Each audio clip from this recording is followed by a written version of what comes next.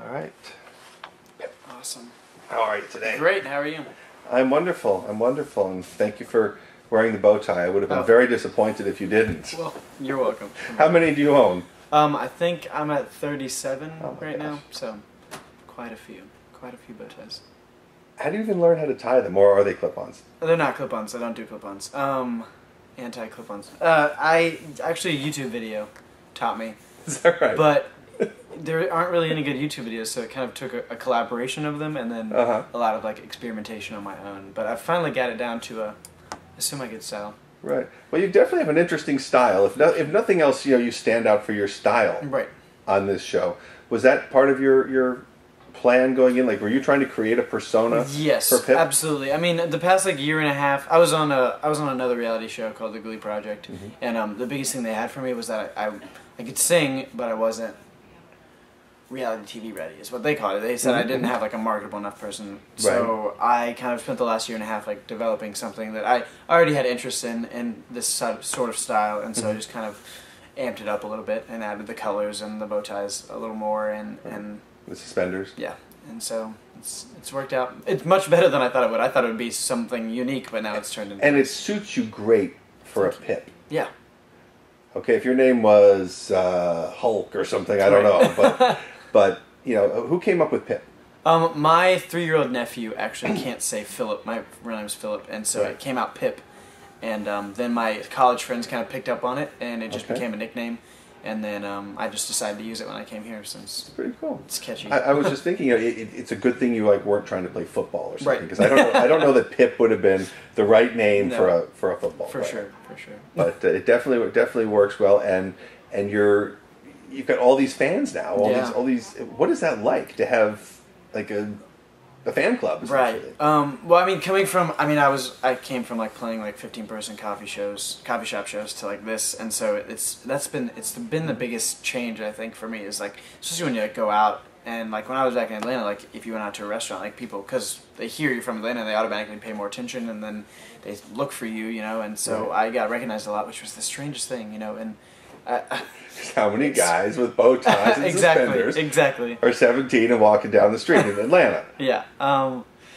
But yeah, it's definitely interesting, because I mean, there are people. It's weird that people like are interested in my own personal life, like the whole Twitter thing, and it's such a strange aspect for me because I'm not that person to follow celebrities. But it's been cool. Is there a downside to it? I mean, to you and the package that you've created. I mean, like, did you get stuffed in lockers a lot in high school? No. No, I mean, I made my own way, and I mean, it wasn't, high school was great, actually. I was involved a lot in the school, and I mean, I had a lot of friends, so it wasn't anything, I haven't seen a downside so far. I mean, and hopefully one isn't coming. But, so many people have had tremendous struggles. People on this show that I've talked to, they've overcome drugs and disease and all sorts of things. That's true. You seem to have had a much easier path. I have, which, I mean, in some ways is kind of puts me at a disadvantage in a show like this, because people are looking sort of for the story and the drama behind it. But for me, I mean, it's still my dream in life, I feel like it doesn't illegitimize me any less. I mean, it's still, just because I haven't had hardships or troubles doesn't mean I don't want this just as much, Well, what about from the angle that, the hardships and the struggles, develops you as an artist somehow? What about that theory that, you know the pain of which you sing? Well, I mean, you could argue that either way, though, because, I mean, there's people who have had hardships and troubles, and it makes them not as good an artist. It makes them not such a nice person anymore, and so I don't know. I feel like artistry is something that's so subjective that you can't put a definition on it and put a label on something. Just because a lot of people have a certain thing doesn't mean that that's the only way to get there. What do you hope to get out of The Voice? I hope to get a lot of promotion, publicity. I mean, this is a reality TV show, and so we know from watching these shows that it doesn't launch a career. You have to work for it, and that after the show, I kind of just want to work my ass off pretty much and get to where I want to be, which is recording albums, touring, music videos, singles out, on the radio. So that's where I'm hoping to get from. What about acting and other sorts of I would show definitely. business? I mean, honestly, I would love to do it all. I love acting. I mean, if stuff got offered movie roles, that'd be awesome. Broadway people have brought up. I mean, I love being this. I love performing in front of people. So Broadway's interesting. yeah. Have you been to New York? I have been once. Yeah, I've seen some Broadway shows, it would be a lot of fun. What was your trip to New York like? When were you there? I was there when I think I was 13, and it was interesting. I got to see The Lion King and Phantom of the Opera, and just walk around the city with my sister, and we were there for like 5 days, and it was really cool as like a 13-year-old to kind of see that world, and it kind of just made me want to be here even more, because you see all that, the lights and the glamour and everything, and it makes you have more drive to get here. Kind of inspires you exactly. a little bit. Oh, absolutely. Yeah, there's something in the. Do you see yourself moving to New York or LA after? Probably actually. I mean, I've been here since they brought us out. I moved. I stayed here instead of going back to Atlanta when they sent everyone else home. And I got a place. So right now I'm in LA. Oh, that was quick. Talking about commitment. Yeah, I want to throw everything I have into this and be as good of an artist and into it as much as I can. And so, what have you been doing the whole time? Well, I've been living in a house with 5 other people, all artists. So I've been writing a lot of music. I've been just kind of exploring the city, getting to know it. Just mostly the show. I mean, honestly, because that's what we've been doing. But there was like several months in between. Yeah, there was the 2 months that we were off. That I mean, that's pretty much all I did was write music and try and develop that artistry more. I did a lot of like short films and stuff with my friends and stuff like that. So there's a lot of talented people in Los Angeles. Oh, for sure. There's a lot of great singers. There's a lot of great actors. There's a lot of great talented people that can't find work. It's true. Have you thought about how you might support yourself while you try to accomplish your goals? I mean, well, I'm not one to turn down jobs, that's for sure. I mean, I've worked as a dog washer for 1.5 years. I worked at Rite Aid. I worked at a restaurant, 2 restaurants. I mean, I feel like if you have a drive for something, then you do whatever you can to support yourself. And if that means you're washing dogs or picking up garbage on the side of the street, then that's what you have to do to help support your artistry, And I'll do that as long as I can until, if it does fail, then it becomes a time where you have to reassess everything. I was in school for pharmacy when I came out here, so very, very drastic change. But wait, you were going to become a pharmacist? Yes. So that's you're doing it at Rite Aid? Yeah, I was at Rite Aid for that, and so I kind of realized that wasn't really. I've always wanted to do music, but I kind of always thought of myself as, you never really think.